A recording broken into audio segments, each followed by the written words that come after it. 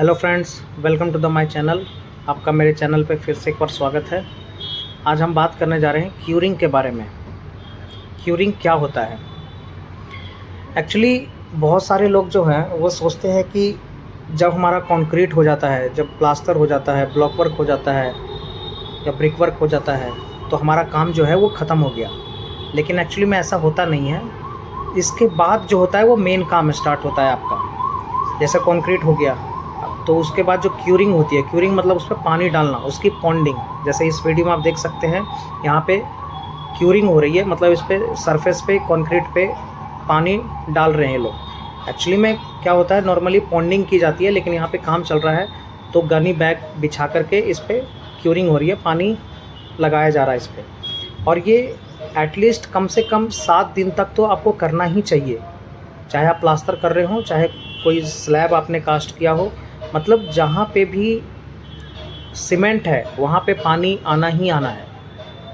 Curing क्यों करते हैं? क्यूरिंग हीट ऑफ हाइड्रेशन को कंट्रोल करने के लिए क्यूरिंग किया जाता है। जैसे क्या होता है, सीमेंट जो होता है वो हीट प्रोड्यूस करता है, क्योंकि वो एक्चुअली बहुत गर्म होता है, उसमें से हीट प्रोड्यूस होता है।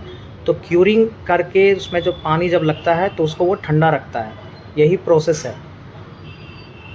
अगर हम उसमें पानी नहीं लगाएंगे तो वो क्या होता है, सूखने लगता है, ड्राई होने लगता है, जिसकी वजह से क्रैक डेवलप होता है। जैसे देखते हैं ना कि स्लैब डाला हमने या प्लास्टर डाला हमने, प्लास्टर किया तो वहाँ पे क्रैक आ जाता है। वो विदाउट प्रॉपर क्यूरिंग की वजह से होता है, क्योंकि वो सूख जाता है, उसमें उसको जितना उसको पानी मिलना चाहिए था उतना पानी मिला नहीं, जिसकी वजह से वो सूखता है, उसके बाद वो क्रैक होने लगता है। तो इसीलिए क्यूरिंग बहुत ज़रूरी है।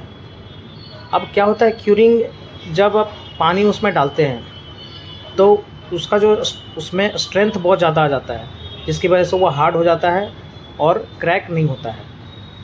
तो एक नॉर्मल वे में बोल सकते हैं क्यूरिंग बहुत ही इम्पोर्टेंट रोल प्ले करता है जहाँ पे भी सीमेंट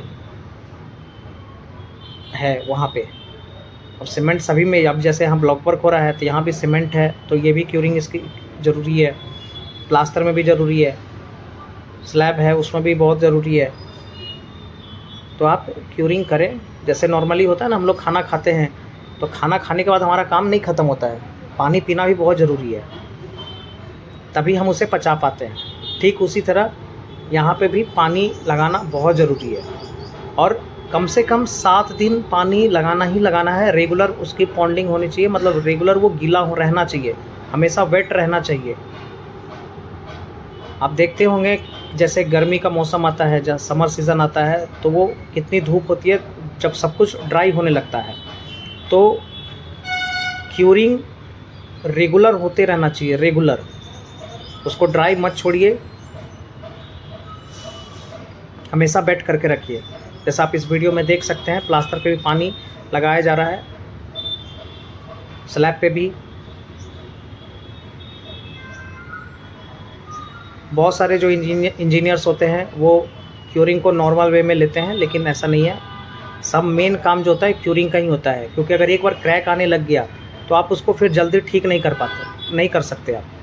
इसलिए नॉर्मल है, क्यूरिंग कीजिए, ईजी वे है। एटलीस्ट 7 डेज़, कम से कम 7 दिन होना ही चाहिए क्यूरिंग।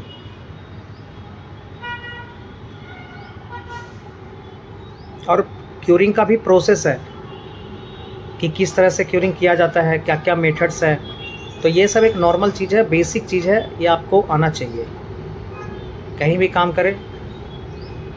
ये सब एक माइनर चीज़ है जो आपको देखना है